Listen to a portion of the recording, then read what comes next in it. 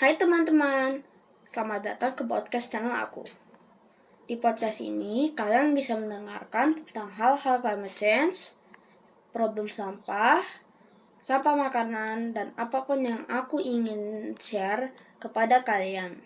Hal menarik ataupun insight menarik yang diketahui oleh teman-temanku, orang tuaku, seniorku, expert yang ahli di bidangnya, atau siapapun yang mau ingin sama-sama peduli terhadap lingkungan. Jadi, biarkan introduksi aku sendiri. Nama aku adalah Aska. Aku seorang remaja. Jadi aku seorang remaja. Jadi, aku ingin bahasan yang berat tentang lingkungan ini bisa menjadi lebih ringan didengar jika disampaikan oleh para remaja sepantaranku. Kita nggak perlu membahas sesuatu yang berat di sini. Dan sekarang kita bisa mulai aja ya. Climate change, kata-kata yang terdengar masih sangat asing banget ya di telinga kita. Sepertinya terlalu jauh dari kehidupan kita sehari-hari. Tapi sebenarnya fenomena itu emang terjadi di lingkungan kita loh. Sesuatu faktor terdekat dengan kehidupan sehari-hari sebenarnya. Kita adalah penyebab climate change adalah sampah. Iya, sampah yang sisa-sisa sampah kita emang membantu membuat climate change loh. Sampah adalah salah satu pemain terbesar dalam climate change. Sampah makanan adalah produsen terbanyak sampah. Tapi kalian pernah dengar tentang itu nggak? Jadi kenapa kritikal? Indonesia penghasil sampah makanan terbesar ke dunia setelah Saudi Arabia loh. Sampah makanan Indonesia nomor satu. Sampah makanan adalah penyumbang nomor 1 di Indonesia menurut KLHK. Sebanyak 23-48 juta ton sampah makanan diproduksi per tahun. Sampah makanan mencukupi 41% dari seluruh komposisi sampah di Indonesia, bahkan di berbagai negara lainnya. Lalu, kenapa dengan sampah makanan? Sebagai manusia, kita kan sebenarnya sebagai manusia, kita tidak terlepas oleh sampah makan dan minum. Karena kita selalu makan dan minum. Nah, tanpa disadari, sisa-sisa makanan dari makanan yang kita makan itu dapat menyebabkan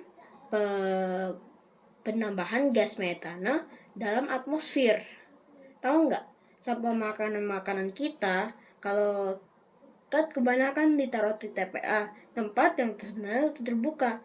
Nah, di saat itu sampah makanan tersebut akan dekompos dan membuat gas metana yang bisa berkontribusi dalam peningkatan gas metana dalam atmosfer. Dan hanya 7% dari semua itu akan di-recycle atau digunakan lagi sebagai kompos. Nah, apakah ada sistem yang manage sampah makanan ini? Iya, ada teman-teman. Kita bahas lebih lanjut ya setelah ini. Di Indonesia sendiri, sudah ada penanganan sampah makanan yang dilakukan. Tapi sebenarnya masih belum efisien. Indonesia cuma sedikit yang bisa mendaur ulang sampah makanan. Kita sudah familiar sekali dengan case di Bantar Gebang. Berapa kilometer sampah sudah tertumpuk dari 30 tahun lalu. Nah, tapi menariknya 5 tahun belakangan ini sudah banyak upaya yang telah dilakukan terhadap sampah makanan ini. Tapi kok belum terdengar dan terasa sama sekali di telinga, nggak terdengar sama sekali di telinga kita. Nah, lalu aku sempat melakukan studi dibanding di negara lain, yaitu Qatar. Qatar adalah salah satu negara advance, yaitu kayak seperti first world country yang sudah dapat uang dan udah develop. Dan juga udah yang tahun lalu host World Cup. Nah, Qatar juga udah memikirkan solusi dan konsep green living sebelum mereka berkembang pesat seperti sekarang ini. Di mana menariknya mereka berani membuat infrastruktur besar-besaran dengan membuat Domestic Solid Waste Management Center atau DSMC kalau short termnya, untuk mengolah sampah solid dan organik yang dihasilkan oleh negara tersebut dan melakukan composting secara terpusat. Tapi faktanya sampai saat ini Qatar cuma bisa mengolah atau merecycle solid waste mereka sebesar 15% dari keseluruhan total sampah organiknya. Mereka hanya bisa capacity dengan max-nya 550 ton per solid or organic waste di setiap harinya. Pengamatan yang aku lihat, karena masyarakat Qatar masih membuang sampah di rumah tangga mereka dalam satu tempat yang akhirnya akan tercampur menjadi satu sampah mix. Walaupun penanganan dan pengiriman sampai ke landfill mereka sudah sangat baik, namun seperti workflow seperti itu menjadikan penanganan sampai di negara itu kurang optimal. Hal ini didukung oleh statement pemerintah Qatar juga loh. Dalam artikel CSAD mengatakan bahwa perlu adanya kerjasama dan kesadaran masyarakat untuk selalu membiasakan memilah sampah dari rumah. Kemudian saat aku membandingkannya dengan Jerman, kalian bisa tahu Jerman adalah salah satu negara terbaik dalam handle dan memanage sampahnya, dan pendaur terbesar di dunia, dan bisa mendaurkan banyak sampah mereka.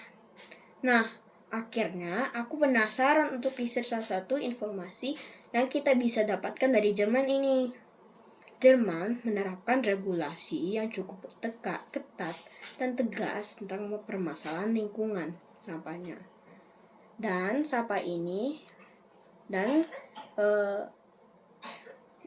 Jerman menerapkan regulasi yang cukup ketat dan tegas tentang permasalahan lingkungan dan sampah ini.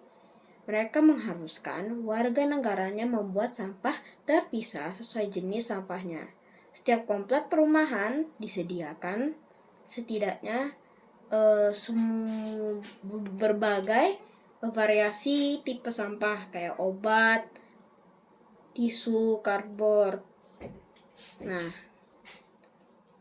dan akan ada denda bagi siapa yang tidak menerapkannya. Kalian sekarang lebih paham kan permasalahannya di mana? Ya, kita harus memulainya dari rumah dan gak bisa ditunda-tunda lagi. Karena bisa dikatakan kita berlomba-lomba sama waktu antara sampah yang semakin menanggung dan kebiasaan kita untuk memilah sampah dari rumah. Mudah? Jawabannya pasti gak mudah. Nah, karena itulah aku rasa podcast ini bisa jadi sarana paling ringan untuk bisa sharing ke kalian tentang apapun yang pernah aku temui dan aku ketahui tentang lingkungan kita, yaitu climate change. Dan khususnya topik kali ini adalah tentang food waste. Merubah habit dan mindset itu adalah hal tersulit yang aku tahu. Dalam hal apapun itu perlu perjalanan panjang dan seperti lari maraton yang harus terus-menerus, walaupun dampaknya tidak langsung terasa signifikan, tapi sekarang masa depan itu punya kita. Jadi kalau kita nggak mulai sekarang, siapa lagi? Cuma kita para generasi muda, iya aku dan semua teman-teman aku yang bisa menyelesaikan masalah apa yang kita akan terjadi ke depannya nanti, yang akan kita hadapi ke depannya nanti. Lalu apa sih dampaknya kalau kita melakukan itu? Kalau kita melakukan itu, kita membantu environment kah? Nah, kata survei yang telah aku lakukan sebanyak 114 orang. Pertama, sebanyak 37,4% sampah makanan adalah berasal dari sampah rumah tangga atau kita sebut household though.